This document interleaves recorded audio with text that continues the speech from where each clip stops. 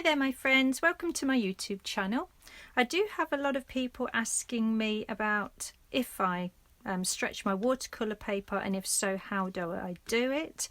I don't always stretch my watercolour paper, but when I do, this is one of the techniques that I do use. I'll be showing videos of other techniques later on, hopefully this year.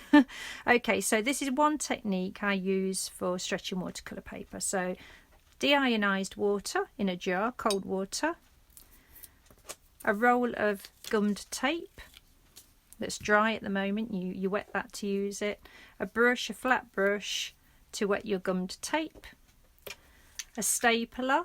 This one is by Rapesco, I think it's called, and yes, I have checked, there are staples in there. So a pair of scissors for cutting the gummed tape, and obviously a board, because you're going to be stretching your paper on a board on top of a towel, an old towel that I use, and a piece of paper. Now this paper is Arches 140, and you can work on this without stretching it, but I just want to stretch this piece just so I know that it's not going to buckle during the painting I'm going to be doing on here.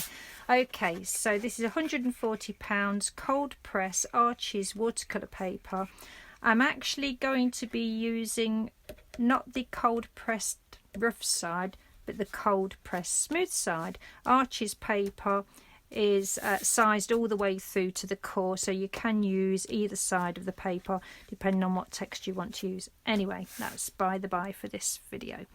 So what I do is, while this is still dry, because I'm going to be soaking this for about 6 minutes in a tray of water in the other room, what I do while this is dry, I'm just going to cut some strips of gum tape to size, making sure I'm still in the viewfinder. So we want 2 for the horizontals. There's 1, really quick, and there's 2 for the verticals. So just roughly, it doesn't have to be perfect, because I'm going to be using staples as well, just so everything is secure. So that's my 4 pieces of gummed paper. Now what I'm going to do, I'm just going to nip next door into the bathroom. Those of you that know me and follow me on YouTube and social media and things will know that I'm actually building a new studio at the moment, and it's well underway now.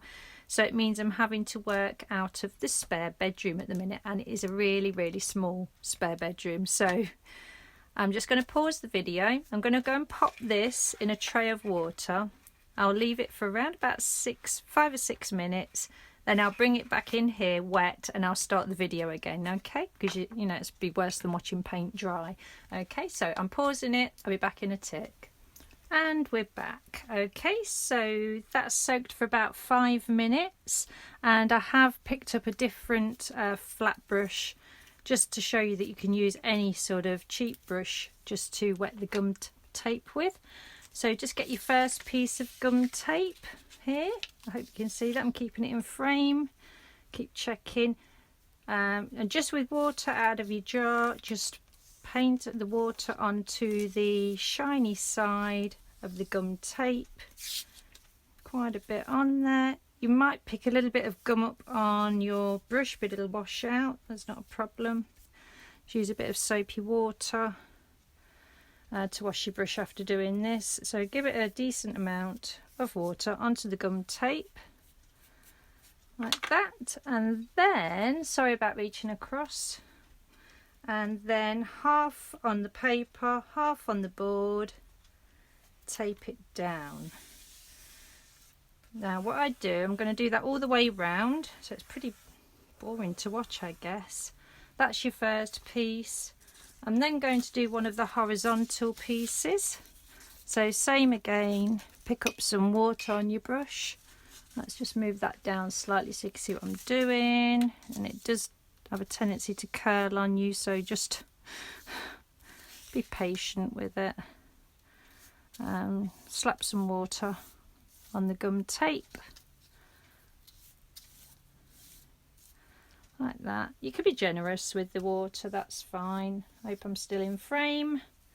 This is just a quick little video, and flip that over like that, half on the paper, half on the board roughly. It's nice to make it half and half, gives the tape plenty of paper to grip to if you do it half and half. And then I generally do the next vertical piece, making sure I've picked up a vertical piece. Yes, move the water over so I'm not getting it everywhere, and not that it matters because the paper's wet anyway. Ooh, messy. And yeah, I do recommend that you actually sit your board on a towel or something just to soak up any dribbles as we're going along. And I'll just flip that over, tape this side down like that. Make sure you're giving yourself enough space for your drawing or painting or anything that's going to go on here. I'll just move the board back up a little bit so you can see what's happening down here. And last piece, rinse and repeat. I'll bring the water over so I'm not sploshing about on top of my paper. And already the paper's starting to lift just here. It's starting to dry already, and yet it did soak for about 5 minutes. So you've given the paper plenty of time to expand to its optimum size. And then what the tape will do will stop the paper from shrinking back, and that's what causes the cockling when you're going from wet to dry and wet to dry and wet to dry all the time. So that is the tape in place. Let's get that piece in there. And this tape generally can't be removed without damaging the paper underneath. So you will lose this area that's taped down. So keep that in mind, that this area that's covered by tape will be cut away and lost. So the next thing I do is, just for an added precaution, is I get my stapler and just pop a few staples along there. So if any of the tape fails, sorry if that's really loud, if any of the tape fails, then it's going to be still secured by staples, and these can be prized out at the end. So all the way round.